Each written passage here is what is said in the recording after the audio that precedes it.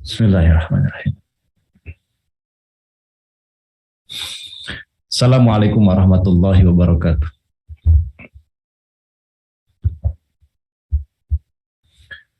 Alhamdulillah, salatu wassalamu ala rasulillah wa ala alihi wa sahbihi wa mawalah. Asyhadu an la ilaha illallah wahdahu la syarikalah wa asyhadu anna muhammadan abduhu wa rasuluhu alladzi la nabiyya wa la rasula ba'dah. Faqad qala ta'ala fil Qur'anil Karim wa huwa asdaqul qailin. A'udzu billahi minasy syaithanir rajim. Bismillahirrahmanirrahim. Ya ayyuhalladzina amanu taqullaha haqqa tuqatih wa la tamutunna illa wa antum muslimun. Wa qala Nabi sallallahu alaihi wasallam, antum a'lamu bi amri dunyakum. Sadaqallahul azim wa sadaqa rasul nabiyul karim. Alhamdulillah, kita bersyukur pada Allah Subhanahu wa taala. Pada pagi hari ini Allah Subhanahu wa taala kembali mempertemukan kita dalam dan Islam. Allah menghidupkan kita kembali dari kematian sementara kita. Kita bisa membuka mata kembali setelah tertidurnya kita. Ini adalah nikmat yang Allah anugerahkan kepada kita semua, yang senantiasa kita harus rawat dengan rasa syukur pada Allah Subhanahu wa taala. Salawat dan salam keselamatan tak lupa untuk senantiasa kita sampaikan pada baginda Muhammad Shallallahu Alaihi Wasallam, keluarga, sahabat, dan kepada seluruh umatnya hingga akhir zaman. Hadirin yang dirahmati Allah Subhanahu Wa Taala, para jamaah ngaji subuh dimanapun berada, insya Allah di pagi hari ini kita akan membahas satu topik yang itu berkaitan dengan kajian tematik dari hadis Nabi Muhammad SAW. Jadi kita belum masuk pada kajian kitab. Kami sedang coba musyawarahkan kira-kira kitab apa yang paling pas untuk kita kaji.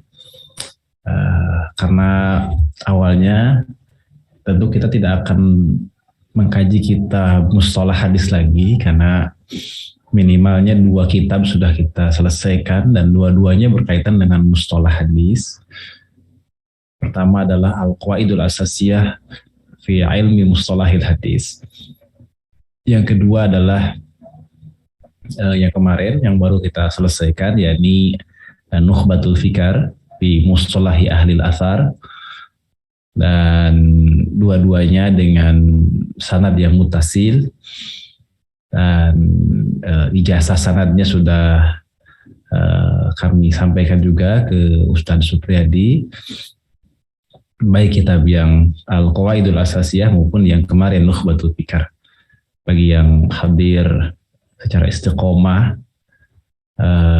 dan dari awal sampai akhir, atau mungkin bolong-bolong sedikit begitu, itu tentu lebih berhak untuk mendapatkan ijazah sanad tersebut. Silahkan untuk bisa meminta atau mendapatkannya ke panitia atau kepada para pengurus di ngaji subuh Ustadz Supriyadi dalam hal ini, karena sudah kami sampaikan sejak seminggu yang lalu. Nah, tadinya kita akan masuk ke dalam pembahasan Dirasatul Asanid, ya, kajian sanad. Kajian sanad, atau kita akan mengkaji berkaitan dengan 2 hal sekaligus, berarti tentang ketersambungan dan keterputusan sanad. Yang kedua adalah tentang al-jarh wa ta'dil, tentang kualifikasi para rawi. Namun kami belum bisa menentukan kitab yang pas apa, ya gitu, karena ini bukan ma'had hadis yang kemudian dari awal sampai akhir pesertanya tetap, ya. Seringkali kan berganti, bahkan ada yang mungkin baru bergabung, ya, ada yang tidak ikut dari awal tapi ikut di tengah-tengah atau ikut di akhir, Pak, bahkan. Nah, sehingga sangat heterogennya peserta atau hadirin yang ada di program ngaji subuh ini yang sifatnya terbuka, tentu kitabnya pun harus disesuaikan kitab yang paling mudah ya, paling ringan. Sementara ini memang kitab-kitab yang berkaitan dengan kajian sanad-sanad hadis adalah kitab-kitab yang lumayan ya, cukup rumit begitu. Rumit berarti atau dalam arti ya perlu modal atau maklumat sebelumnya, tidak yang sama sekali belum memiliki maklumat tentang mustalah hadis ya. Jadi minimalnya sudah punya maklumat yang cukup, baru kita bisa masuk kepada pembahasan dirasatul asanid atau ilmu rijal ya, ilmu tentang para rawi ya, barulah akan nyambung. Kita coba musyawarahkan dulu kira-kira kitab apa gitu yang pas, meskipun nanti di pertengahan tiba-tiba ada yang baru gabung kan, ada jamaah ngaji subuh yang baru tahu kemudian bergabung, paling tidak bisa mengikuti gitu ya. Nah, insya Allah kita coba musyawarahkan dulu kitab yang pasnya apa, mohon bersabar. Insya Allah nanti kalau sudah menemukan yang relevan, yang pas, kami akan sampaikan. Baik, sementara ini kita akan mengkaji dulu hadis-hadis Nabi Muhammad SAW. Apakah ada kajian syarahnya, kemudian ada kajian mungkin kajian sanadnya, nanti ada titik fokusnya kepada as-saqtu wal ittisal ya, ketersambungan dan keterputusan sanad. Kemudian juga ada kajian berkaitan dengan kualitas para rawinya ya. Jadi sifatnya tematik dari kitab-kitab dari hadis-hadis tertentu yang kita akan kaji insyaallah taala. Baik, untuk topik kita pada pagi hari ini kita akan bahas satu topik yang berjudul apakah Islam tidak mengatur urusan dunia, begitu ya. Ini adalah syarah hadis penyerbukan kurma. Jadi kita akan mengkaji aspek syarah sekarang. Syarah hadis penyerbukan kurma. Sebenarnya kita sudah tahu jawabannya. Apakah Islam tidak mengatur urusan dunia? Jawabannya apa kira-kira? Jawabannya adalah tidak, misalnya ya. Apakah Islam mengatur urusan dunia? Jawabannya iya. Begitu. Apakah Islam tidak mengatur urusan dunia? Tidak. Karena kita sadar betul bahwa Islam ini mengatur urusan dunia kita. Tetapi bagaimana dengan hadis tentang penyerbukan kurma, di mana Nabi mengatakan antum a'lamu bi amri dunyakum. Antum lebih tahu urusan dunia kalian. Nah, ini dia. Nah, gimana mendudukan hadis ini? Sebenarnya kita akan mengkaji hadis tersebut dengan pendekatan syarah. Ya, dengan pendekatan syarah hadis. Baik. Nanti mungkin besok kita akan mengkaji dari sisi pengkajian sanadnya, ketersambungan sanadnya, atau kita akan mengkaji dari sisi misalnya kualitas para rawinya. Nanti kita akan coba mengkaji itu semua. Sekarang kita akan mencoba melihat dari sisi dari sisi syarahnya insyaallah. Baik. Ustaz Supriyadi sepertinya sedang di luar. Alhamdulillah program Ngaji Subuh tetap berjalan dengan hostnya beliau ya. Baik, kita tampilkan dulu paparan yang insya Allah bisa membantu untuk memahami konteks yang sedang kita bicarakan insya Allah.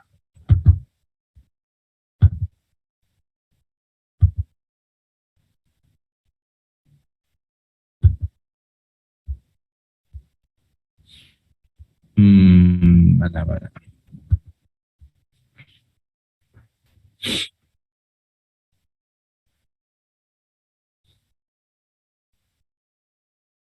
Baik, ya.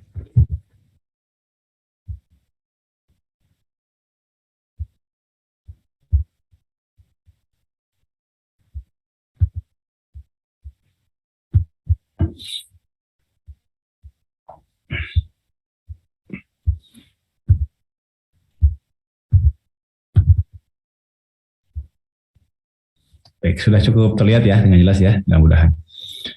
Baik, hadirin yang dirahmati Allah Subhanahu wa taala.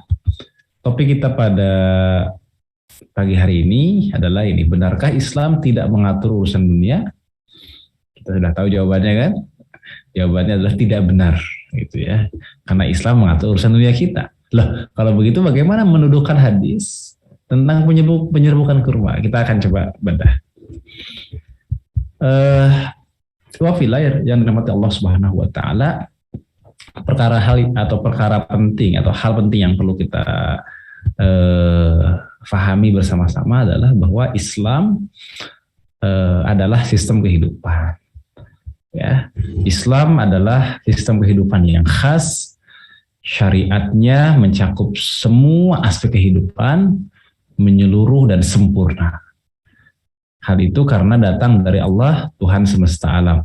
Ya, ini adalah keyakinan kita ya, keyakinan kita yang tentu berbeda dengan pandangan orang-orang yang orang-orang yang menyimpang dari prinsip dasar ini. Meskipun dia disebutnya Buya misalnya, tetapi tetap saja kalau dia punya pandangan yang berbeda dari apa yang ditetapkan oleh Al-Quran, As-Sunnah, dan kemudian perkara yang sudah disepakati oleh para ulama, kita sebut saja sebagai pandangan yang menyimpang. Ya, misalnya Islam tidak sempurna, itu menyimpang. Kalau Allah menyebutkan sempurna, gimana? Ya. Islam tidak lengkap, Islam tidak sempurna, itu kita katakan menyimpang. Kenapa? Karena bertentangan dengan Al-Quran, bertentangan dengan As-Sunnah, bertentangan dengan ijma'nya para ulama. Nah, jadi semua pandangan-pandangan yang berbeda, menyelisihi dari perkara yang sudah muttafaq, yang sudah disepakati, maka tak ragu lagi hal tersebut adalah perkara yang menyimpang. Begitu ya, perkara yang menyimpang. Nah, di antara syubhat atau kesamaran yang disampaikan oleh sebagian kalangan adalah bahwa Rasulullah SAW menyerahkan urusan dunia kepada umatnya. Benarkah demikian? Nah, bagaimana dengan hadis lain yang menyebutkan visi Rasulullah adalah menegakkan akidah dan syariahnya? Jadi bagaimana mendudukan hadis Nabi tentang bahwa umat Nabi Muhammad lebih tahu urusan dunianya dengan visi Rasulullah justru untuk menegakkan akidah dan syariahnya. Nah, kita ingin coba mendekati dari pendekatan syarah hadis ini. Misal tentang visi akhirat. Islam adalah sistem kehidupan yang lengkap dan sempurna. Sistem kehidupan ini menggambarkan visi hidup seorang muslim, bahwa seorang muslim harus berorientasi ukhrawi. Sebagaimana pesan Nabi dalam hadis dari Anas bin Malik radhiyallahu anhu, bahwa Rasulullah sallallahu alaihi wasallam bersabda, la aisha illa aishal akhirah. Tidak ada kehidupan kecuali kehidupan akhirat. Ini adalah hadis dalam riwayat Imam Al-Bukhari, Imam Muslim, dan Imam Ahmad. Di dalam kitab Sahih Bukhari, Sahih Muslim, dan Musnad Ahmad.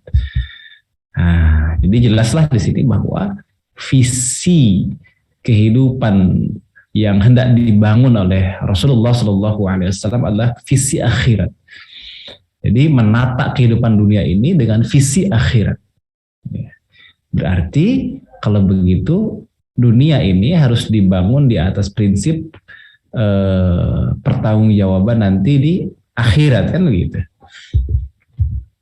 Baik, sekarang kita akan masuk ke dalam poin utama dari bahasan kita tentang hadis penyerbukan kurma. Ya, hadis tentang penyerbukan kurma itu memberikan satu pesan bahwa kalian lebih tahu urusan dunia kalian.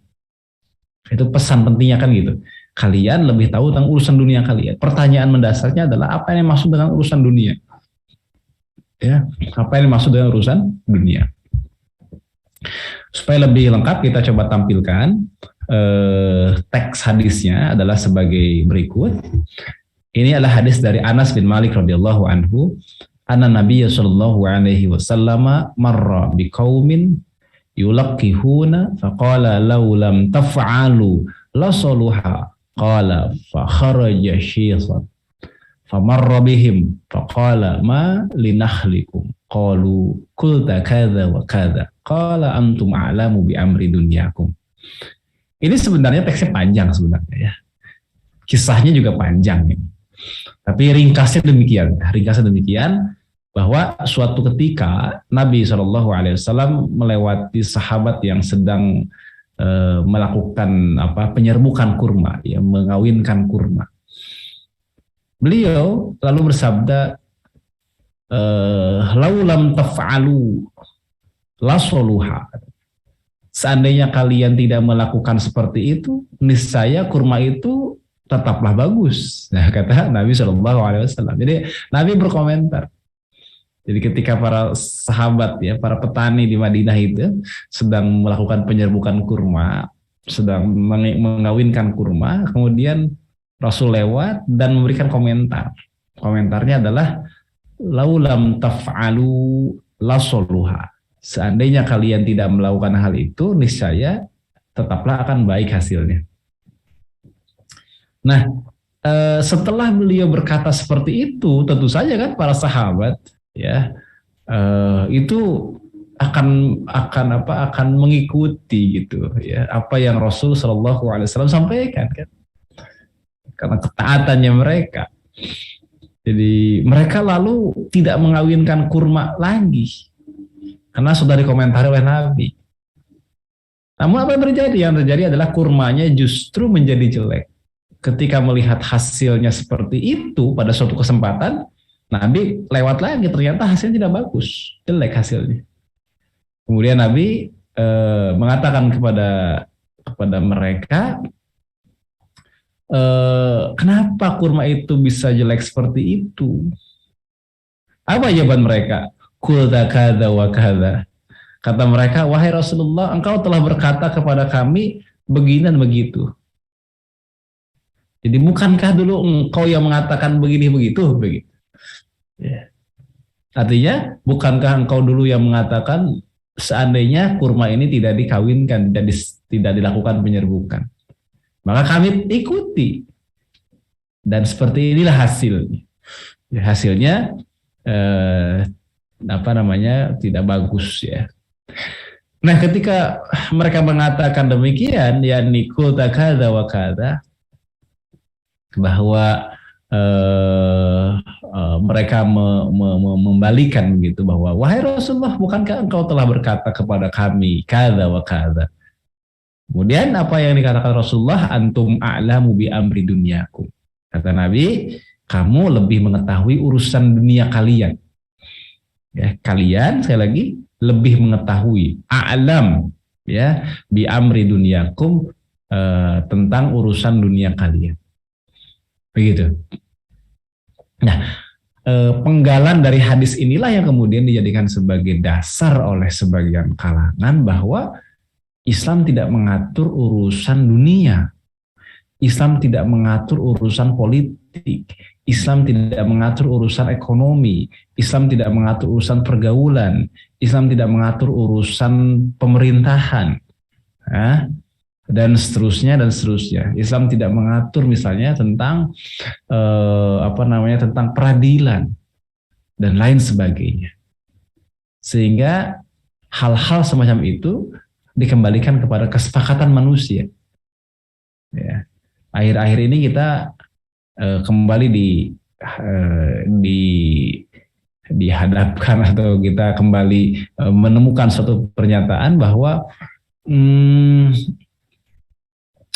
tidak ada konsep yang baku dalam pemerintahan Islam misalnya. Bahkan ada yang mengatakan fikih khilafah itu bolehlah dikaji tapi tidak untuk ditegakkan, gitu ya. Itu kan akhir-akhir ini, ya. Jadi pengkajian tentang fikih pemerintahan itu adalah tidak untuk menegakkannya. Ya. Karena pemerintahan itu adalah perkara yang berkembang, yang dinamis. Yang itu bisa berubah, yang berbeda dari satu masa kepada masa yang lain. Dari satu kondisi dengan kondisi yang lain. Itu bisa berbeda, bisa berubah, dan itu berkembang sifatnya. Demikian kan? termasuk apa yang dihasilkan dalam fatwa dari Majelis Ulama Indonesia baru-baru ini, itu meskipun tidak menolak misalnya tentang konsep pemerintahan dalam Islam, namun tetap memandang bahwa konsep pemerintahan itu perkara yang dinamis, tidaklah harus seperti itu, bisa dalam model-model yang lain. Ya, termasuk mungkin dalam hal-hal yang sosial kemasyarakatan, termasuk dalam pergaulan.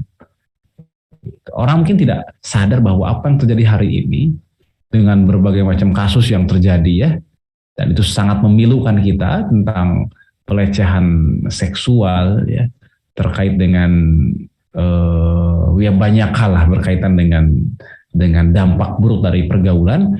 Itu semua sebenarnya adalah berawal dari tidak diterapkannya dua perkara penting kan. Pertama adalah sistem pergaulan dalam Islam, yang kedua sistem sanksi dalam Islam. Sistem pergaulan telah mengantarkan pada pergaulan antara laki-laki perempuan.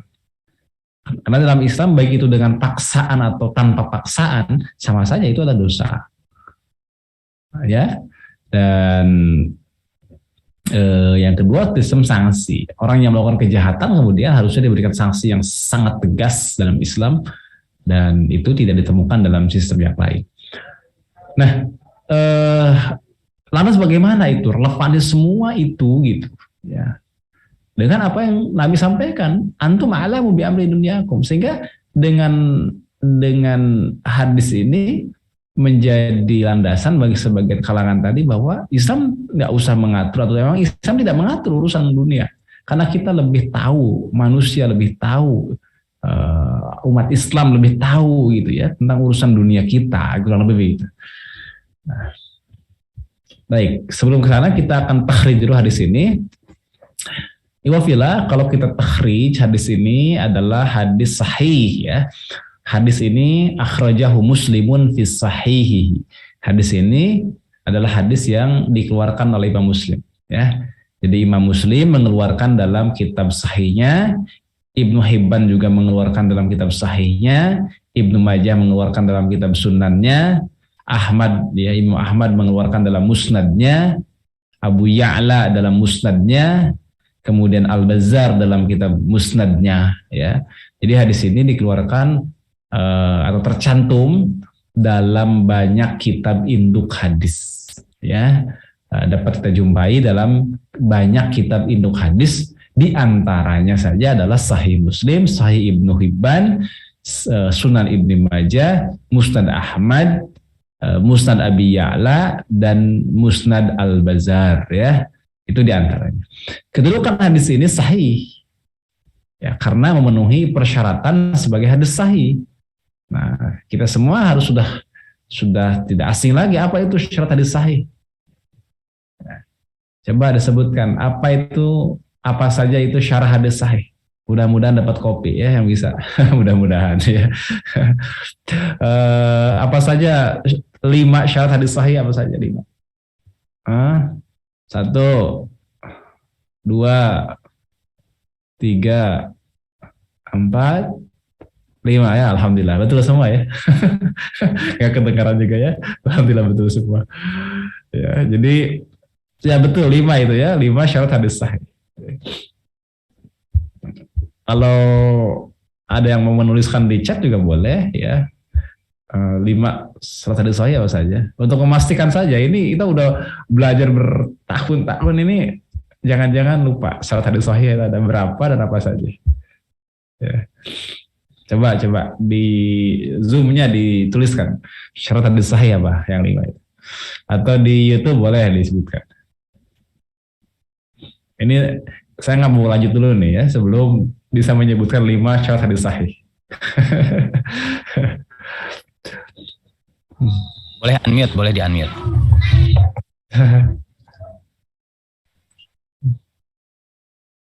Silakan. Siapa yang akan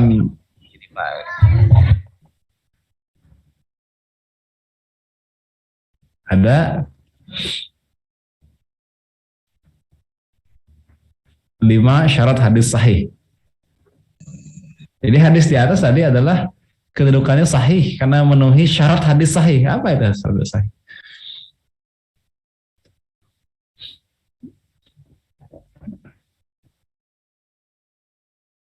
Jangan satu-satu, harus 5 sekaligus.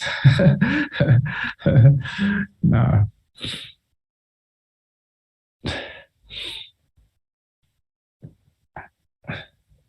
belum ada yang masuk loh ya. Di Zoom baru satu ya. Nah, ini dari Bu Ratna Okta ada pertama adilnya rawi, kedua dobit rawinya, ketiga ketiadaan janggal atau syad, baru 3 itu. Wah, ini nih sudah ada nih yang agak lengkap. Sanadnya bersambung dari DN, itu siapa?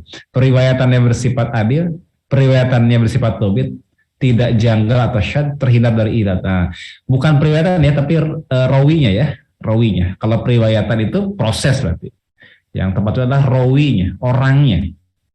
Nah, ini yang terakhir ini lengkap 5. Alhamdulillah cukup ya, cukup. Nah, yang lain baru satu-satu tuh ya. Ada juga Faisal Fikri, rawinya adil, rawinya dhabit, sanadnya bersambung, selamat dari syad, selamat dari ilal. Wah, Masya Allah, ternyata luar biasa. Cukup. Alhamdulillah. Jadi begitulah ya syarat hadis sahih. Pertama tadi apa? Ittisalus sanad katanya. Sanadnya tersambung. Yang kedua, adalatul rawi, rawinya adil. Bukan periwayatan ya, tapi rawi, orangnya adil. Yang ketiga, dhabtur rawi, rawinya dhabit. Yang keempat, ada musyujud, ketiadaan syad, tidak ada kejanggalan. Yang kelima adalah ada mulailah, tidak ada cacat yang tersembunyi. Ya, itu namanya adalah 5 syarat hadis sahih. Baik, terlebih lagi hadis ini terdapat dalam kitab sahih, yakni sahih apa? Sahih Muslim dan sahih Ibnu Hibban. Ya, utamanya Sahih Muslim. Kalau Sahih Ibnu Hibban biasanya dianggap sebagai kitab sahih yang longgar, yang tasahul ya. Kadang-kadang tidak dijadikan sebagai acuan atau patokan. Tapi Sahih Muslim ini adalah acuannya, patokannya. Baik, berikutnya kita akan coba lihat dari sisi kritik sanadnya. Sanad hadis ini mutasil atau bersambung ya. Kita bisa buktikan lah ya. Kita bisa buktikan bahwa sanad hadis ini adalah mutasil alias bersambung. Yang kedua, semua rawinya makbul karena dengan kriteria thiqah. Thiqah itu adil, dhabit ya. Kalau dikatakan thiqah berarti adil, dhabit. Adil itu apa? Adil itu apa? Silakan, adil itu apa? Ini untuk mengecek mafhum ini. Adil itu apa? Mudahnya aja Bu ya. Bertakwa dan tidak fasik ya, betul ya, kurang lebih begitu ya. Tapi lebih lengkapnya lagi, adil itu bertakwa, tidak fasik, ya tidak fasik dan muslim balik berakal, tidak fasik, takwa. Ya, boleh. Kalau dikatakan takwa, sebenarnya udah tentu tidak fasik. Ya. Kalau mau dikatakan tidak fasik, tambahkan satu lagi, ya ini menjaga kehormatan, menjaga muruah, gitu ya, supaya pas ininya rangkaiannya. Jadi yang disebut dengan adil itu adalah mulazamatu taqwa, kan begitu ya. Jadi orang yang memelihara ketakwaan. Apa itu ketakwaan? Satu, tidak fasik, yang kedua menjaga kehormatan, ya, kehormatan diri atau muruah. Baik. Alhamdulillah, ini luar biasa ini ya, ada bisa masuk kajian sanad ini. Kemudian semua rawinya tadi makbul, kriteria thiqah itu adil. Yang kedua dhabit. Dhabit itu apa? Dhabit itu kuat hafalannya bisa jadi. Yang kedua tidak lalai, tidak pelupa, kemudian riwayatnya sesuai dengan riwayat yang lebih thiqah begitu ya. Riwayatnya sesuai dengan riwayat orang-orang thiqah maksudnya. Ya, tidak menyelisihi riwayat orang-orang thiqah. Kemudian juga termasuk dhabit itu akurat juga dalam tulisan, bukan hanya dalam hafalan tapi juga dalam tulisan. Nah, itu dhabit ya, akurat, cermat. Kemudian madar sanad hadis ini ada pada rawi bernama Hamad bin Salamah. Kita bisa lihat sekarang kritik matannya. Untuk kritik matan atau naqdul matan, matan hadis ini selaras dengan Al-Quran, matan hadis ini selaras dengan hadis sahih, kandungan makna hadis ini sering disalahpahami, tapi memang bahwa Islam bukan sistem kehidupan, Islam hanya terbatas pada urusan ibadah. Berdasarkan data takhrijnya, matan-matan hadis tersebut tidak saling bertentangan, artinya bukan hadis mukhtalif. Kita sudah pernah belajar tentang hadis mukhtalif, itu hadis yang satu sama lain matannya bertentangan. Ini enggak. Tapi katanya beda-beda ya redaksinya, beda redaksi sedikit itu tidak menunjukkan bertentangan. Misalnya ada antum a'lamu bi umuri dunyakum atau bi amri dunyakum, itu tidak bertentangan. Ya, hanya berbeda saja, ada yang umur, ada yang amr, ya, bi amri dunyakum atau bi umuri dunyakum misalnya gitu ya. Itu tidak menunjukkan pertentangan. Nah, sebagian orang menjadikan hadis ini sebagai alasan untuk lari dari hukum-hukum syariat yang berkaitan dengan masalah ekonomi, hukum, politik, dan yang semisalnya dengan alasan apa? Sebagaimana yang anggapan mereka ya, bahwa itu adalah urusan duniawi, kami lebih mengetahui urusan dunia dan Rasulullah telah menyerahkan kepada kami, begitu. Nah, anggapannya demikian. Padahal jika menengok asbabul wurudnya, kenyataannya tidaklah demikian. Nah, seperti apa asal wurudnya? Apakah benar Islam tidak mengatur urusan dunia? Sama sekali tidak. Dalam Al-Quran dan As-Sunnah terdapat ketentuan hukum yang mengatur urusan muamalah seperti jual beli, serikat dagang, gadai, sewa menyewa, utang piutang, dan sebagainya. Bahkan ayat yang sangat panjang dalam Al-Quran turun membahas tentang aturan penulisan utang piutang. Ya, misal dalam Al-Quran surah Al-Baqarah ayat 282, di antara penggalannya adalah ya ayyuhalladzina amanu idza tadayantum bidainin illa ajalin musamma faktubu. Wahai orang-orang yang beriman, apabila kamu bermuamalah tidak secara tunai, artinya dengan kredit untuk waktu yang ditentukan, maka hendaklah menuliskannya, faktubu, ya. Ibu Fila dirahmati Allah Subhanahu wa taala, ini adalah penggalan dari panjangnya firman Allah Subhanahu wa taala berkaitan dengan aturan utang piutang. Ya. Di antara penggalannya adalah Al-Qur'an surah Al-Baqarah ayat 282. Nah, maka hadis kalian lebih tahu urusan dunia kalian difahami berdasarkan sebab terjadinya hadis tersebut, yaitu kisah penyerbukan kurma yang dikomentari oleh Rasulullah. Lalu para sahabat menjalankan saran Rasulullah tersebut dengan taat. Tapi kemudian mereka gagal melakukan penyerbukan dan berakibat buruknya pada buah. Kemudian Rasulullah bersabda dengan hadis tersebut, kan begitu kan ceritanya. Jadi ini penting, hadis ini terkait dengan penyerbukan kurma. Apa itu? Model peningkatan produksi, yaitu suatu yang memang hukum dasarnya adalah mubah. Paham ya? Jadi apa yang terjadi itu adalah pada perkara yang memang Islam menetapkan sebagai hukum yang mubah. Begitu. Jadi tidak boleh ditarik kepada perkara lain yang Islam justru telah mengaturnya. Islam mengaturnya, Islam menetapkan bagaimana sistem dalam muamalah misalnya ya. Ada berbagai macam aturannya dalam Islam. Nggak bisa masuk ke area itu. Karena hal-hal yang berkaitan dengan ekonomi, sosial, politik, ada aturan semua. Tapi hal-hal yang berkaitan dengan peningkatan kapasitas produksi misalnya, memang itu mubah.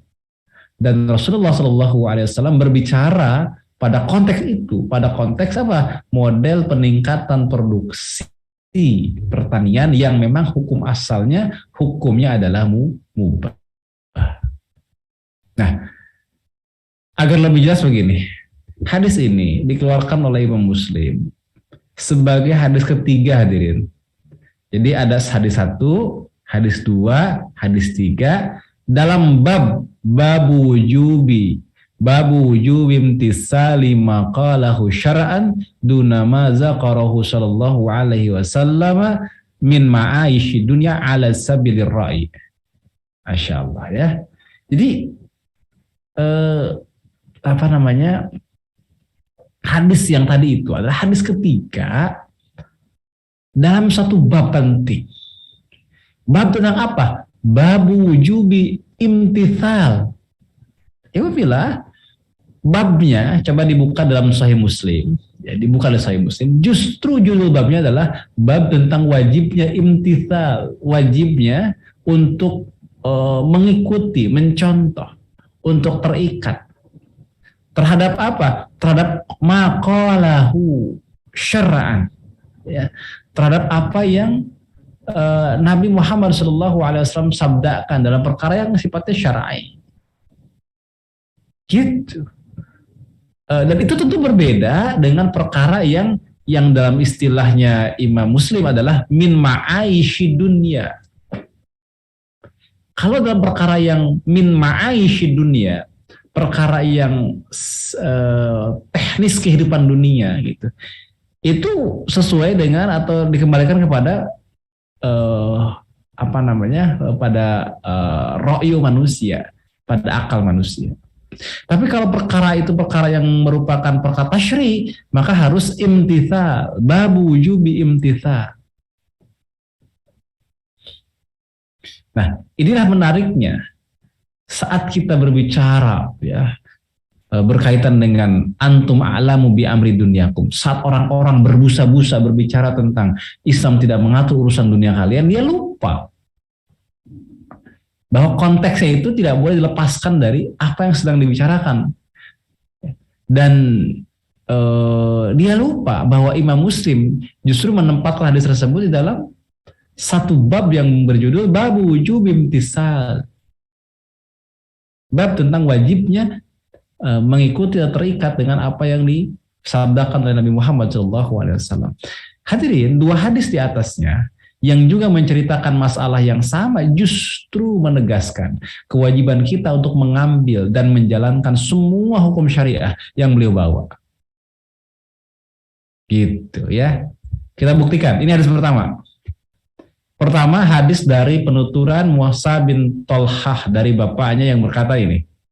Ini agak panjang, ya, sama tentang yang tadi. Marartu ma'a Rasulillah sallallahu alaihi wasallam biqaumin ala ru'usin nakhli faqala ma yasna'u haula'i faqalu yulakihunahu yaj'aluna zakara fil unsa fayalqahu faqala Rasulullah sallallahu alaihi wasallam ma azunnu yughni dzalika syai'a qala fa ukhbiru bidzalika fatarakuhu fa ukhbira Rasulullah sallallahu alaihi wasallam bidzalika faqala in kana yanfa'uhum dzalika falyasna'uhu fa inni innama dhanantu dhannan fala tu'akhizuni bizanni walakin idza hadastukum 'anillahi syai'a fahuduhu bihi fa inni lan akziba 'ala Allahi 'azza wajalla. Ini sama nih, hadis tentang penyerbukan kurma. Rasul lewat ceritanya tadi kepada para petani yang sedang mengawinkan antara zakar dan unsa putik benang sari dan putik ya. Nah, itu kemudian Rasul tadi berkomentar ya, seandainya mereka tidak melakukan hal itu, kemudian hasil panennya gagal dan seterusnya sama kayak tadi ceritanya. Dan yang menarik adalah perkataan Rasul di akhir ya, ketika mereka mengatakan bahwa ini kan apa yang Rasulullah sarankan begitu ya, kurang lebih begitu. Apa yang dikatakan oleh Rasulullah? Rasulullah SAW mengatakan ya innama dhonantu zonnan fala tu'ahizuni bizanni walakin idza hadastukum 'anillahi syai'a fahuduhu bihi fa inni lan akziba 'ala Allahi 'azza wa jalla. Allahu akbar. Jelas sekali ya di situ, terang benderang. Di hadis yang pertama ini terang benderang bahwa komentarnya Nabi terkait dengan penyerbukan kurma itu adalah dugaan Nabi, prasangka Nabi. Dan itulah pendapat pribadinya Nabi. kayaknya kalau nggak dilakukan juga nggak apa-apa begitu ya. Jadi untuk perkara itu sebenarnya itu adalah perkara yang apa namanya yang tidak berkaitan dengan tasyri. Tapi perhatikan coba lanjutannya. Walakin kata Nabi, ini penegasannya. Walakin idza hadastukum anillahi, jika aku mengatakan sesuatu kepada kalian yang itu datang dari Allah Subhanahu wa taala tentang sesuatu ya syai'a, fahuduhu, maka ambillah. Ya, berarti memang dari sini kita bisa menangkap bahwa ini adalah penegasan dari Kanjeng Nabi Muhammad SAW bahwa apa yang dibawa oleh Nabi SAW yang datangnya dari Allah, yang merupakan perkara tasyri, maka ambillah, fahudu bihi, maka ambillah. Nah, sama sini. Hadis yang kedua. Nah, ini terjemahnya ya. Hadis yang kedua. Oh iya, tadi bahkan dikatakan di sini. Bahkan Rasul mengatakan begini, fa inni lan akziba 'alallahi azza wajalla. Sesungguhnya aku tidak pernah berdusta atas nama Allah azza wajalla. Ini penegasan yang luar biasa. Kemudian hadis yang kedua perhatikan. Sama tentang apa? Tentang Rasulullah melihat perilaku orang-orang Madinah, yakni para petani yang mengawinkan antara atau melakukan penyerbukan antara kurma jantan ya kurma zakar dan unsa ya, jadi benang sari dan putik gitu ya, kemudian dikawinkan.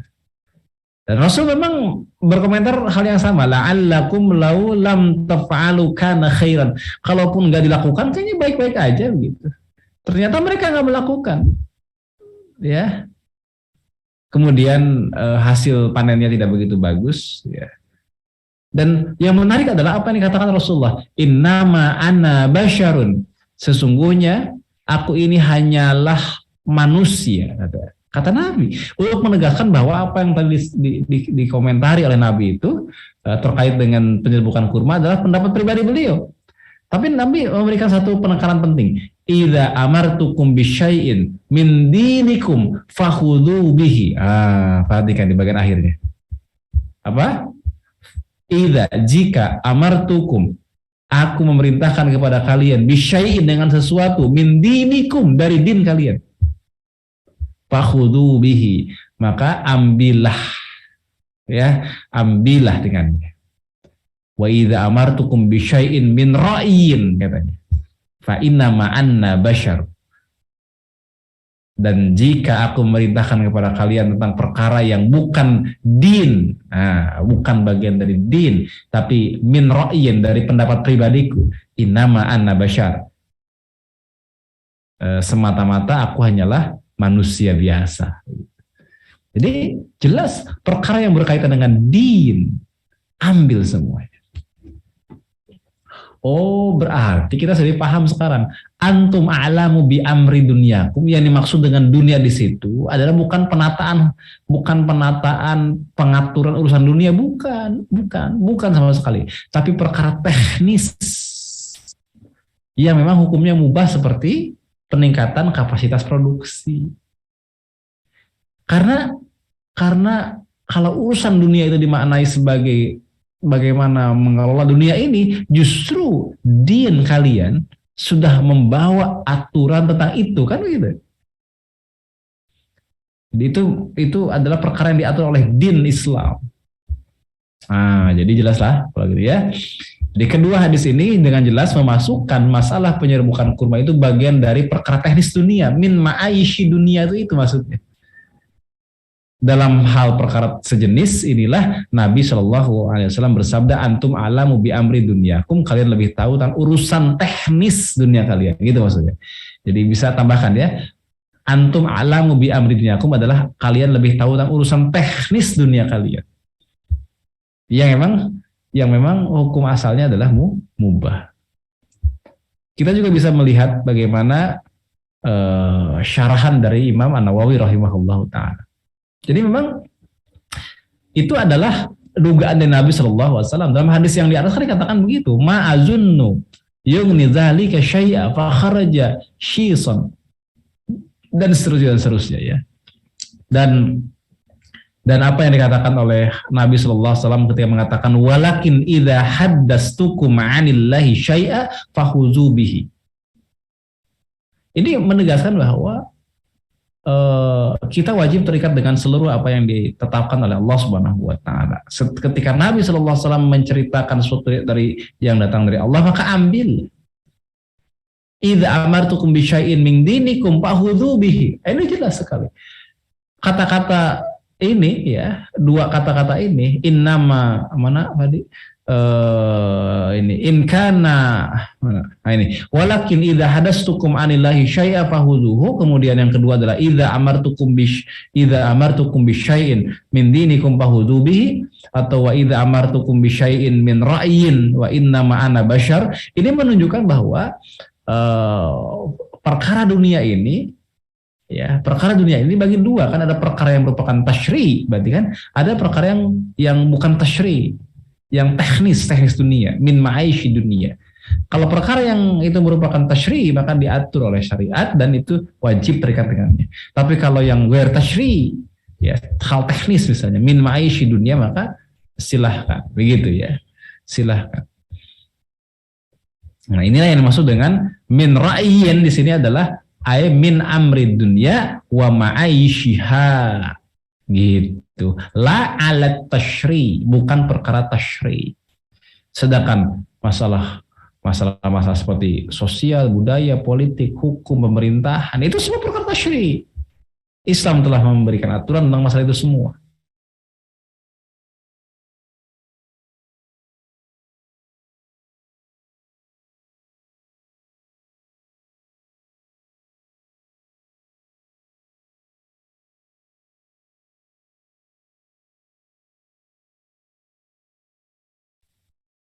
Baik, kemungkinan terputus ya. Jadi saya kurang terdengar atau tidak terdengar. Mungkin kemungkinan agak ada terputusnya koneksi ini, ya. Baik. Iya betul ya, putus ya. Baik, masih menantikan guru kita untuk kembali menyampaikan materinya. Ini mohon maaf nih ya, agak terganggu ya. Karena memang ini biasa, kalau resiko dari kajian online, kendalanya ya seperti ini, diantaranya adalah putus koneksi. Terima kasih kepada teman-teman yang sudah hadir. Siapkan pertanyaan teman-teman. Ini di sini sudah ada beberapa pertanyaan ya, diantaranya dari sahabat Fakih Prayitno ya, Pak Fakih Prayitno, kemudian juga yang lain. Silakan bisa menuliskan di kolom komentar YouTube ataupun kolom chat Zoom untuk menyampaikan pertanyaan-pertanyaan yang berkaitan dengan tema ini ya. Alhamdulillah guru kita Ustadz Yuwana sudah kembali hadir, insya Allah. Mudah-mudahan kembali lancar. Alhamdulillah. Tinggal videonya Ustadz. Ya, ini videonya belum bisa diaktifkan, entah kenapa. Di sini katakan fail to start the video camera. Mungkin nanti lagi. Ya, baik. Kita tuntaskan dulu ya, nggak apa-apa lah, tanpa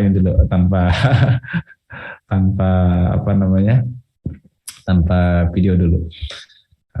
Biasanya nanti muncul sendiri. Jadi tadi apa? Yang disebut dengan min amri dunyakum dalam hadis tersebut adalah sebetulnya terkait dengan min ra'yin.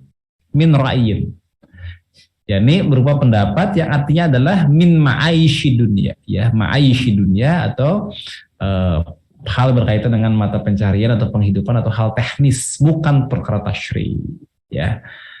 Demikian kurang lebih. Adapun yang merupakan perkara tasyri wajib terikat dengan apa yang Rasul bawa. Nah, jadi dalam segala urusan dunia yang tidak berkaitan dengan hukum syariat, yang tidak ada kaitan dengan halal haram, sah rusak dan lain-lain ya, hendaklah seorang berusaha untuk mendalaminya ya, mendalami sendiri dengan mencoba melakukan berbagai macam percobaan agar dapat meraih kesuksesan ya.